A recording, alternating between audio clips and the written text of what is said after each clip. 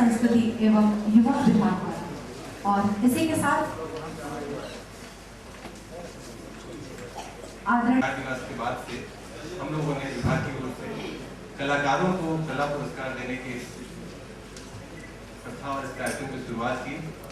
यह दूसरा वर्ष है जब हम लोगों ने माननीय मुख्यमंत्री द्वारा बिहार संग्रहालय अंतर्राष्ट्रीय स्तर के संग्रहालय की जो परिकल्पना की गई है उसके लिए हम लोग तिलहारा में जो हमें कुछ वस्तुएं मिली हैं, अवलोकितेश्वर की मूर्ति और दूसरी है एक शिला शीश अभिलेख, और आशा करता हूँ भविष्य में भी आप सभी का सहयोग इस विभाग को मिलता रहे। मुख्यमंत्री जी, माननीय उप मुख्यमंत्री जी,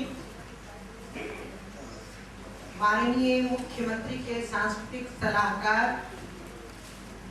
आदरणीय पवन वर्मा साहब,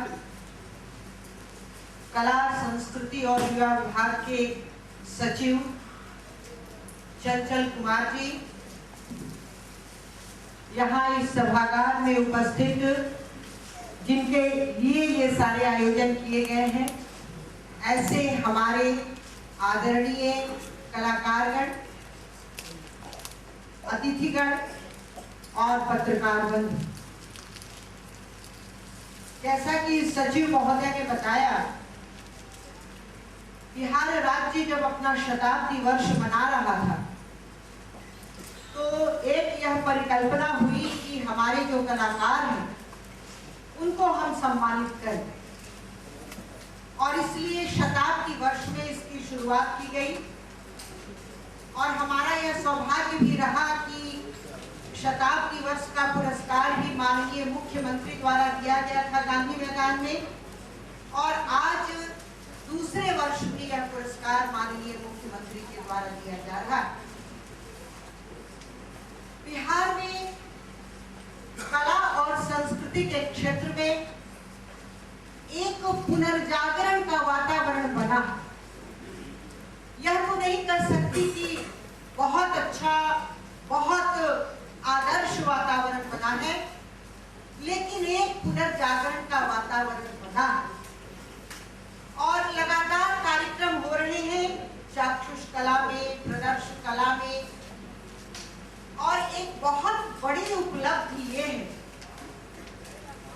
कि वर्षों से जो कलाकार मूलतः बिहारी लेकिन बाहर रहकर अपनी कला साधना कर रहे हैं, उनका ध्यान भी बिहार की ओर, अपने घर की ओर आया। और मैं देख रही हूं कि लगातार ऐसे कलाकार जो बाहर कला साधना कर रहे हैं वो यहाँ की सांस्कृतिक सक्रियता को देखकर आ रहे हैं और उनके कार्यक्रम भी हो रहे हैं। आज हम जिन्हें सम्मानित करने वाले हैं उनके बीच भी कुछ ऐसे लोग हैं जो मूलतः बिहारी हैं लेकिन अभी साधना बाहर कर रहे हैं, लेकिन बिहार के प्रति उनका झुकाव हुआ। हम लगातार नए कार्यक्रमों की योजना बना रहे हैं। इस वर्ष भी हमने योजना बनाई है और जो हमारे युवा कलाकार हैं उन कलाकारों के लिए ये प्रशिक्षण के हमने सभी विधाओं में कार्यशालाओं के आयोजन की भी योजना बनाई। साधना के प्रति बिहार सरकार के द्वारा यह एक सम्मान की अभिव्यक्ति है। आपकी कला अनमोल, आपकी कला के बदले हम आपको कुछ दे नहीं सकते क्योंकि उसका कोई मोल नहीं होता, लेकिन हम आपके प्रति सम्मान प्रकट कर सकते हैं और यह सम्मान प्रकट करके हम अपने आप को बहुत ही गौरवान्वित अनुभव करते हैं कि हमारे कलाकार ऐसे कलाकार हैं। विशेष सहयोग से हम सभी मिलकर बहुत आगे जाएंगे। कला संस्कृति और युवा विभाग के हमारे सचिव हैं तो प्रशासनिक पदाधिकारी, लेकिन यह भी खुशी की बात है कि इनकी रुचि कला में होने लगी और बहुत रुचि के साथ अब ये हमारे विभाग के पुरातत्व को, संग्रहालय को, कला को काम करना एक अलग बात है, दायित्व है प्रशासनिक पदाधिकारी का, तो वो काम करे, लेकिन रुचि के साथ करे, ये एक बहुत बड़ी बात होती है। तो यह भी हमें सौभाग्य है। तो लगातार मंच पर बैठे हुए माननीय मुख्यमंत्री जी, माननीय उप मुख्यमंत्री जी, आदरणीय पवन वर्मा जी, श्री चंचल कुमार जी, मैं और आप सब मिलकर निश्चित रूप से बिहार का जो अतीत रहा है कला के क्षेत्र में, जो हमारी विरासत रही है, उसको हम सभी मिलकर जरूर पुनर्स्थापित करेंगे। इस अवसर पर आप सबों को बहुत बहुत शुभकामनाएं। लोकप्रिय मुख्यमंत्री आदरणीय श्री नीतीश कुमार जी, इस विभाग के माननीय मंत्री डॉक्टर सुधा पांडे जी, मुख्यमंत्री के सांस्कृतिक सलाहकार श्री पवन वर्मा जी, इस विभाग के सचिव श्री चंचल कुमार जी, मुख्यमंत्री के सचिव श्री अतीश चंद्रा जी, और इस पुरस्कार बिहार कला पुरस्कार इस कार्यक्रम में आयोजित यहाँ उपस्थित महानुभाव, तो मैं सबसे पहले अपनी ओर से इस विभाग की माननीय मंत्री डॉक्टर सुधा पांडे और श्री चंचल कुमार जी को इस बिहार कला पुरस्कार अर्जित करने के लिए अपनी ओर से बधाई देता हूँ। मित्रों, ये जो कानून व्यवस्था का मामला, ये केवल विकास से नहीं जुड़ा है, केवल उद्योग से नहीं जुड़ा है। कला संस्कृति में वही पनपती जहाँ समाज में शांति है। अगर समाज में अशांति है तो कला संस्कृति वहाँ भी, कलाकार वहाँ भी पैदा होंगे, उसका प्रकार भिन्न हो। भांगड़ा जो नृत्य है ये बंगाल में नहीं पैदा हो सकता। अब भांगड़ा में देखिए कि पंजाब के लोग वर्षों तक विदेशी आक्रांताओं से लड़ते रहे, युद्ध भूमि में रहे, तो युद्ध भूमि में रहने वाला जो व्यक्ति होगा या समाज होगा, वहाँ भांगड़ा ही पैदा हो सकता है, और रविंद्र संगीत पैदा नहीं हो सकता है। और बंगाल में चूंकि रविंद्रनाथ ठाकुर बंगाल में पैदा हो सकते हैं, तो पंजाब में पैदा नहीं हो सकते। कुल मिलाकर आप देखेंगे कि जिस समाज में शांति है, अमन है, चैन है, सद्भावना है, उसी समाज के अंदर कला संस्कृति को पनपने का अब ज़्यादा से ज़्यादा अवसर मिलता है। और मुझे अभी भी याद है कि हरिपुर जी को यहाँ बैठे अधिकांश लोग जानते होंगे, उस जमाने में जब नृत्य करना लड़कियों के लिए सामान्य समाज में और बहुत अच्छी निगाह से लोग नहीं देखते थे, उसमें भारतीय जनता कला मंदिर की स्थापना हुई। और मुझे इसलिए याद है कि मेरी छोटी बहनें वहाँ जाती थी, ये 56-57 के लगभग 58 की बात रही हुई। उस जमाने में यानी आज से 50 साल पहले, और एक हरिपुर पैदा होता और भारतीय नृत्य कला मंदिर, मुझे पता नहीं हरिपुर जी के और नृत्य कला मंदिर के माध्यम से कितने लड़कियों को, कितने लोगों को, और कम से कम नृत्य के क्षेत्र में पदार्पण करने का मौका मिला। कहने का तात्पर्य कि समाज में शांति व्यवस्था, और इसलिए कला पुरस्कार आज इस सरकार में इसलिए वितरित किया जा रहा है क्योंकि समाज में हम लोगों ने शांति और व्यवस्था और कायम की है, और धीरे धीरे इस क्षेत्र में भी और कलाकार उभर रहे हैं, लोग सामने आ रहे हैं। मैं अपने आप को सौभाग्यशाली मानता हूँ कि मुझे शिवपूजन साहे जैसे लोगों के साथ भी और फोटो खिंचवाने का मौका मिला। रामधारी सिंह दिनकर, आरसी प्रसाद सिंह, फणीश्वरनाथ रेड्डी जी को तो बहुत नजदीक से देखने का मौका मिला, और विश्व सिंह कश्यप, जानकी वल्लभ शास्त्री, विंध्यवासिनी देवी, ऐसे तमाम और भी नाम छूट रहे होंगे, लेकिन इसलिए मैंने कहा कि मैं अपने आप को सौभाग्यशाली मानता हूँ। और इस महीने में सौभाग्यशाली मानता हूँ कि जब हम लोग अपनी युवावस्था में थे, हम लोगों ने पटना के खजांची रोड, गोइता रोड, मछवट टोली, इन चौराहों पर, पटना जंक्शन पर रात भर सांस्कृतिक कार्यक्रमों को होते हुए देखा है। और सितारा देवी से लेकर उस जमाने के बिरजू महाराज से लेकर जो भी कलाकार हो सकते हैं, भले हमारी समझदारी शास्त्रीय संगीत की बहुत कम रही होगी, लेकिन घंटों खड़े होकर वो दौर भी देखने का मौका मिला है। तो इसलिए मित्रों, मैं इतना ही कहूँगा कि हमारी सरकार के कार्यकाल में और सभी क्षेत्रों में काम हो रहा है। इसी क्रम में ये कला संस्कृति युवा विभाग के द्वारा ये कला बिहार कला पुरस्कार का यहाँ पर एक कार्यक्रम आयोजित किया जा रहा है। मैं यही सुधा जी से कहूँगा कि नए टैलेंट्स कैसे आते हैं। टैलेंट्स की कमी नहीं है। जब टीवी चैनल्स पर कार्यक्रम देखते हैं तो विश्वास नहीं होता है कि 8 साल का, 10 साल का, 12 साल के लड़के लड़कियों में इतनी प्रतिभा छिपी। अगर वो चैनल्स नहीं होते तो शायद उन लड़के लड़कियों को अपनी प्रतिभा को प्रस्तुत करने का या आगे आने का मौका नहीं मिलता।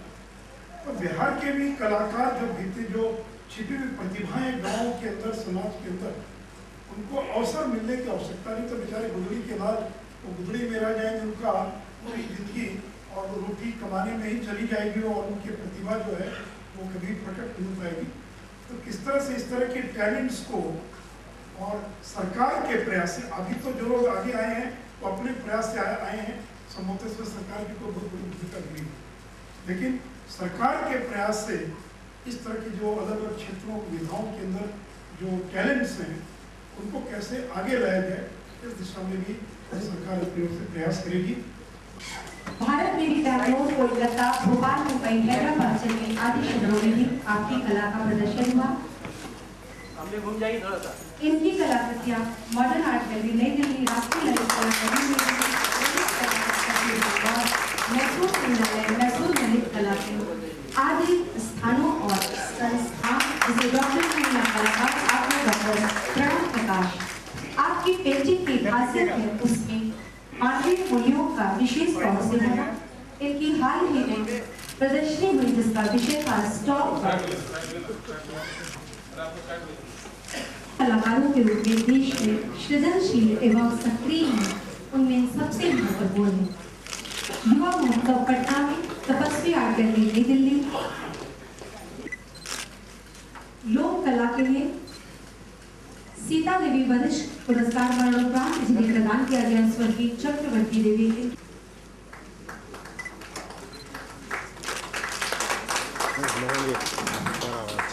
लोक कला के लिए इसके बाद दिनकर वरिष्ठ पुरस्कार डॉक्टर ज्योतिष जोशी जी इसके बाद आएंगे।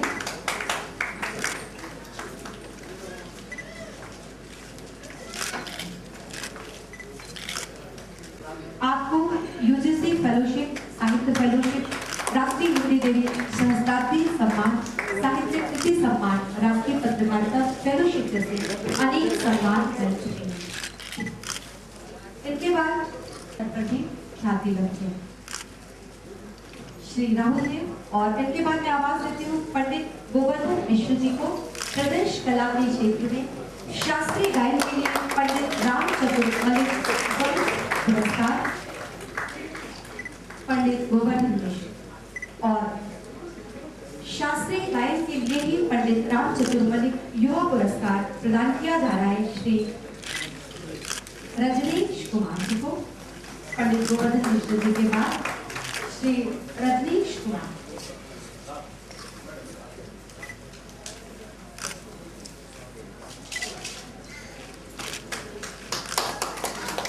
और शास्त्रीय गायन के बाद रंगमंच के लिए भिखारी ठाकुर वरिष्ठ पुरस्कार प्रदान करने के लिए मैं आवाज देती हूँ। ग्रहण करने के लिए पुरस्कार श्रीमती प्रेमलता मिश्रा जी को।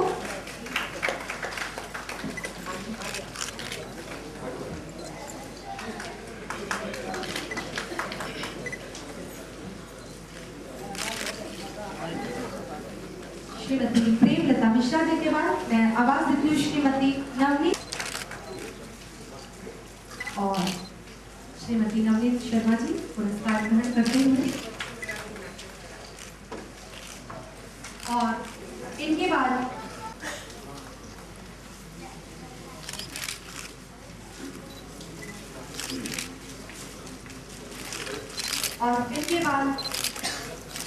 सुश्री शारदा सिंह। लोक गायन के लिए विंध्यवासिनी देवी वरिष्ठ पुरस्कार श्री ब्रज किशोर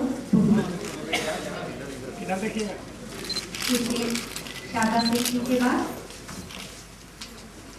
लोक गायन के लिए विंध्यवासिनी देवी वरिष्ठ पुरस्कार श्री ब्रज किशोर देवी।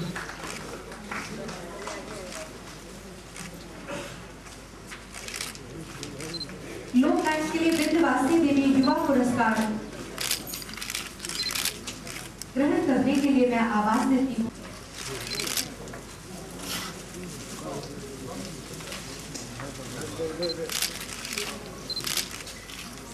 श्रीमती नीतू कुमारी मुदत और उसके बाद श्री दीनानाथ साहनी जी और उनके बाद श्री आशीष मिश्रा युवा पुरस्कार प्रदेश कला लेखक के रामेश्वर सिंह कश्यप युवा पुरस्कार हमारे बीच में व्यक्तिगत कारणों से नहीं है। मैं अगले नाम को आवाज देती हूँ पंडित शमशेर बहादुर सिन्हा जी।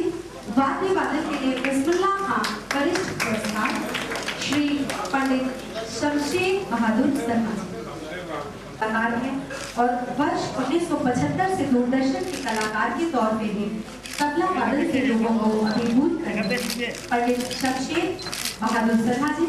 और उसके बाद वाद्य वादन जिन्हें ऑल इंडिया रेडियो और दूरदर्शन की ओर से England ministry of culture Bharat सरकार की ओर से नेशनल स्कॉलरशिप उत्तर प्रदेश संगीत नाट्य अकादमी की ओर से प्रथम पुरस्कार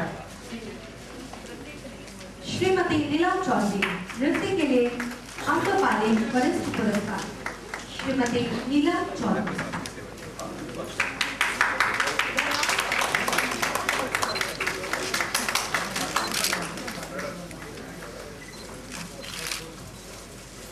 और नृत्य के लिए अम्रपाली युवा पुरस्कार श्रीमती सुदीपा घोष।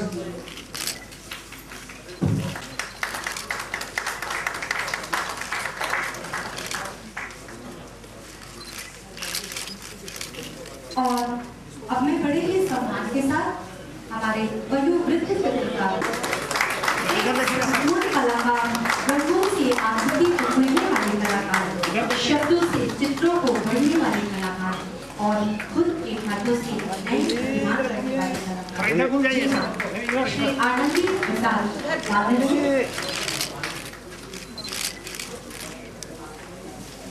अनेक पुरस्कारों से सम्मानित।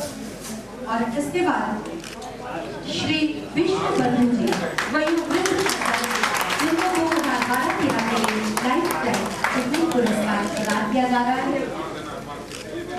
नृत्य के क्षेत्र में आप एक जाना पहचाना नाम है श्री विष्णु बंधु जी वयोवृद्ध करता माननीय मुख्यमंत्री से लाइफ टाइम अचीवमेंट पुरस्कार ग्रहण करते हुए और इन्हीं शब्दों के साथ मंत्री जी को लिखी है। इस पुस्तक में पटना संग्रहालय में संग्रहित पटना कलम के चित्रों का एल्बम प्रकाशित किया गया है पटना कलम। और दूसरी पुस्तक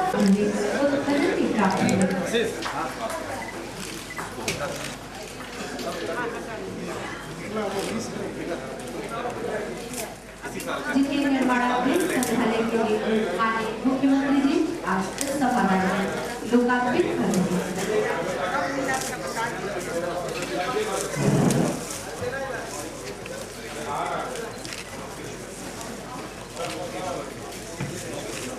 पानी अवलोकेश्वर और अवलोकेश्वर ये 9वीं शताब्दी की मूर्ति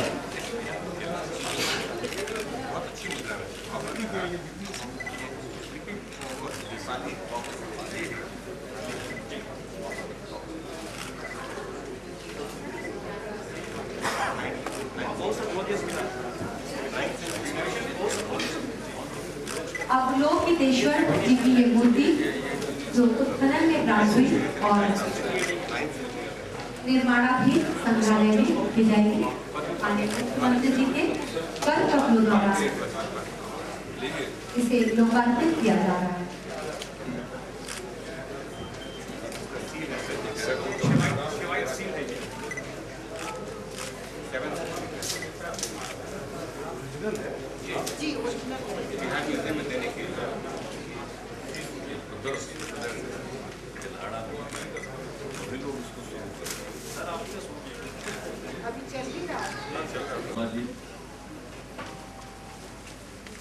कला संस्कृति एवं युवा विभाग तथा भवन निर्माण विभाग के सचिव श्री चंचल कुमार जी,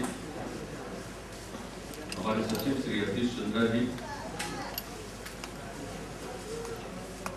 यहाँ उपस्थित सभी कलाकारगण, कला संस्कृति एवं युवा विभाग के पदाधिकारीगण, प्रिंट एवं इलेक्ट्रॉनिक मीडिया के प्रतिनिधिगण, देवी और सज्जनों, मैं सबसे पहले कला संस्कृति एवं युवा विभाग को बधाई देता हूँ कि उन्होंने इस प्रकार के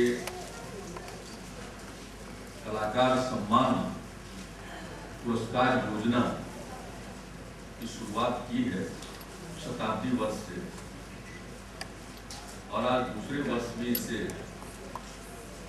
जारी रखा है। ये बहुत ही खुशी की बात है।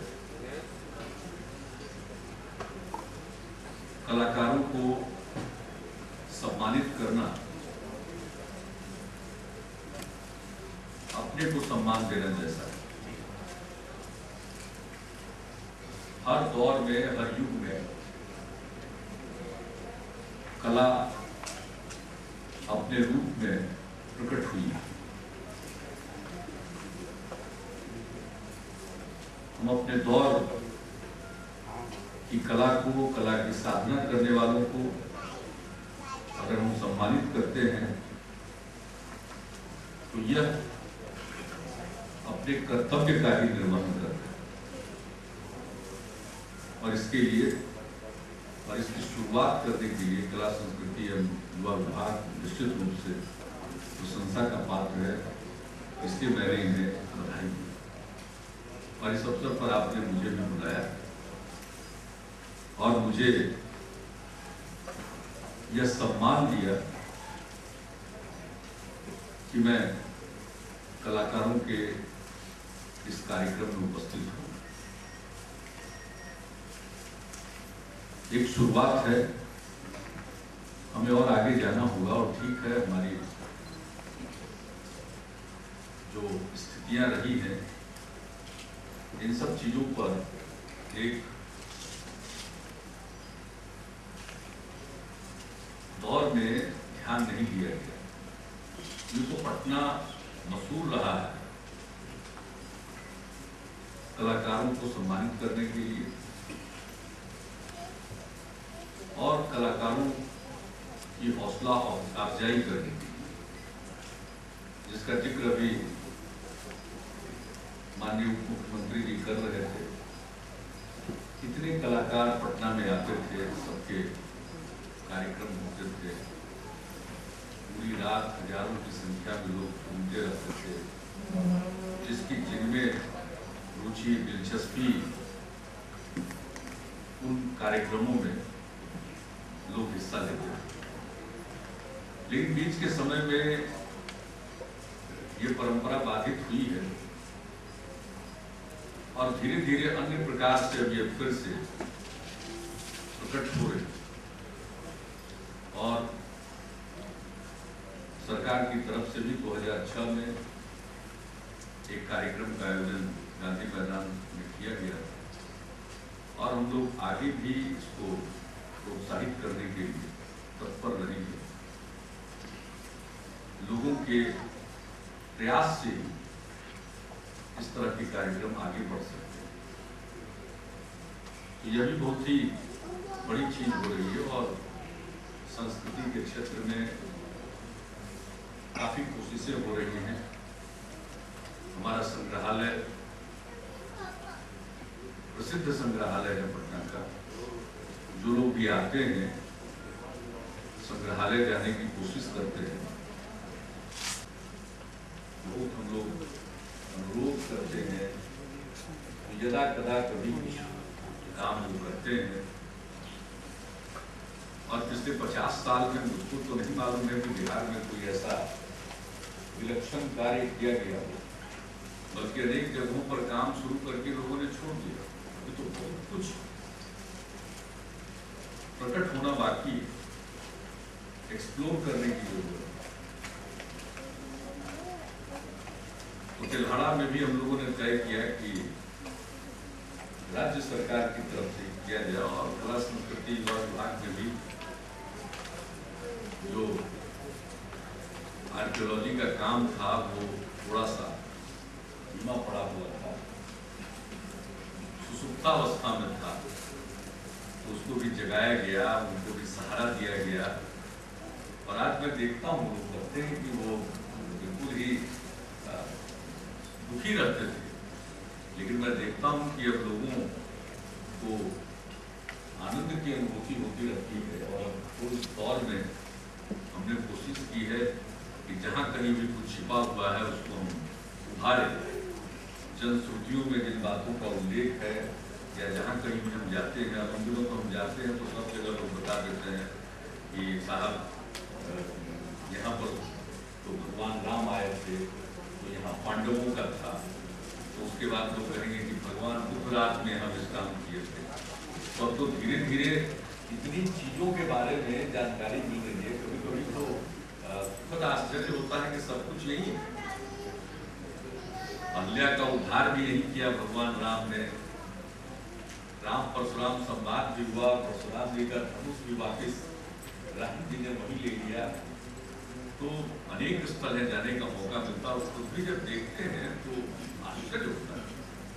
पंत पाकड़ में जो हमने पाकड़ का पेड़ देखा, जिस तरह से कई एकड़ में फैल गया है, उसके जो ब्रांच हैं, उसकी शाखाएं हैं, नीचे झुकती हैं, फिर नया पेड़ बनता है। बरगद में तो कई बार इस तरह का हम लोग बराबर देखते हैं, लेकिन मुझे गया जिले के पेन गांव में जाने का मौका मिला। वहाँ तो पीपल के पेड़ की वो प्रकृति और अद्भुत है। पीपल का पेड़ आधा हिस्सा, उसमें कोई ब्रांच नहीं, एक तरफ, दूसरी ही तरफ ब्रांच। और अद्भुत है, जिस तरफ मंदिर है उधर ही ब्रांच, और वो ब्रांच नीचे जाता है, फिर वहां से पेड़ का लगता है। अभी हमने देहरादून जो फॉरेस्ट रिसर्च इंस्टीट्यूट है, जिनको पवित्र बोधि वृक्ष की देखभाल की जिम्मेदारी दी गई है, उनके साथ हम हुआ और उन्हीं से हम अनुभव कर रहे हैं कि उसका वो पूरा का पूरा अनुसंधान करें, देखें कितना पुराना है, क्यों इस प्रकार का है। वो सब चीजें बाहर आएंगी तो हर जगह कुछ न कुछ है। कहीं खुदाई कराने से मिलेगा, कहीं उसके बारे में अध्ययन कराने से बहुत चीजें बाहर आएंगी। तो हर क्षेत्र में, कला का क्षेत्र, संस्कृति का क्षेत्र, और इसलिए हम लोगों ने इसमें इतनी अहमियत दी है कि अब श्री पवन वर्मा जी हमारे सांस्कृतिक सलाहकार हैं। अभी उन्होंने लिटरेचर फेस्टिवल भी कराया, और एक कला संस्कृति के क्षेत्र में, इस क्षेत्र में हम आगे क्या कार्य करना चाहते हैं, इसका भी एक रूप मैप तैयार किया। और इसकी जवाबदेही हम लोगों ने पवन वर्मा जी को सौंपी है कि सभी लोगों से परामर्श करके एक उसका खाका बनाए, और तब फिर उस पर हम लोग और व्यापक परामर्श और विमर्श करेंगे, ताकि बिहार के संदर्भ में हमें और क्या करना चाहिए। प्रतिभाएं छिपी हुई है, उनकी प्रतिभा को उकेरने की आवश्यकता है, उभारने की आवश्यकता है, उनको अवसर देना पड़ेगा। इसलिए जितने महोत्सव होते हैं, उन महोत्सवों में हम अनुरोध कर रहे हैं कला संस्कृति विभाग को और जिला प्रशासन को कि आप इस महोत्सव की तैयारी में पूरे जिले में आप प्रतियोगिता आयोजित करें कला के क्षेत्र में, प्रत्येक क्षेत्र में, और उसमें जो प्रतिभाएं उभर कर आए उनको उस मंच पर अवसर मिलना चाहिए। और इस तरह से प्रतिभाएं प्रेमचंद रंगशाला का भी निर्माण होगी।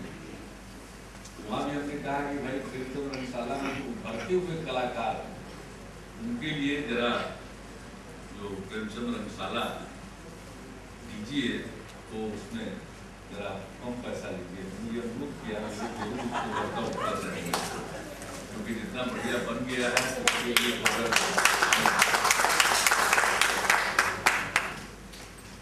रेट उसका तय करें तो वो तो ज्यादा होगा। और फिर जो कलाकार, नवोदित कलाकार हैं, जो उभर रहे हैं, अभी सामने आ रहे हैं, उनको मौका नहीं देंगे तो फिर वो राष्ट्रीय और अंतर्राष्ट्रीय ख्याति का प्राप्त करें। तो हर क्षेत्र में कुछ हो रहा है। मैंने कल भी कहा था कि पहले किसी को अगर कला संस्कृति और युवा विभाग का सचिव बनाया गया, प्रधान सचिव, तो समझ जाता था कि अब सरकार हमको ये संटीम यार्ड थोड़ा बहुत स्पोर्ट्स में दम था हल्का फुल्का, लेकिन वो भी झारखंड के अलग होने पर क्या दम बचा। जब 2000 के बाद तो और बुरा हाल हो गया, वही हाल टूरिज्म का था। लेकिन अब देखिएगा तो चाहे पर्यटन का हो, कल ही यहाँ पर एक वर्कशॉप था, सेमिनार था,